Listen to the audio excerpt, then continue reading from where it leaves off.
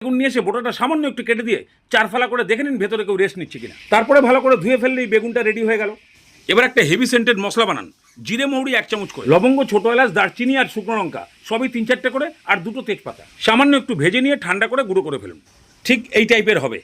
নিন, এবারে কড়াইতে বেশ খানিকটা রিফাইন তেল দিয়ে বেগুনগুলোকে দিয়ে দিন, ভালো করে ভাজুন। মোটামুটি 80% মতো ভাজা হয়ে নরম হয়ে গেলে যতটা সম্ভব তেল ছেঁকে তুলে নিন। এবার ওই তেলের মধ্যেই সামান্য জিরে আর 2টো শুকনো লঙ্কা ফোড়ন দিয়ে মিডিয়াম সাইজের 4টে পেঁয়াজকে কুচিয়ে দিয়ে দিন, ভালো করে ভাজুন। পেঁয়াজ যখন ভালো মতো নরম হয়ে যাবে এর মধ্যে সামান্য জল দিয়ে হলুদ গুঁড়ো, কাশ্মীরি লঙ্কার গুঁড়ো আর ওই ভাজা মশলাটা দিয়ে এবার ভালো করে কষান। মশলা থেকে ভালো মতন তেল ছেড়ে দিলে এবার দিন আদা রসুনের পেস্ট। ঠিক যেভাবে দেখাচ্ছি এভাবেই করবেন। মাত্র 2-3 মিনিট এটাকে ফ্রাই করে নিয়ে 20 টাকার মতো মাছের ডিম ধুয়ে ভালো করে চটকিয়ে দিয়ে দিন। মিডিয়াম ফ্লেমে 2-3 মিনিট ভালো করে কষালেই ডিমগুলো সব ছাড়া ছাড়া হয়ে যাবে। সেই সময় দিয়ে দিন 3টে মিডিয়াম সাইজের টমেটো কুচি আর 4-5টা কাঁচা লঙ্কা। এবারে পরিমাণ মতো নুন দিয়ে একদম টমেটো গলে যাওয়া পর্যন্ত কষান। ঠিক এরকম টাইপের টমেটো পুরোপুরি গলে গিয়ে তেল ছেড়ে দিলে এবার বেশ খানিকটা জল ঢেলে দিন।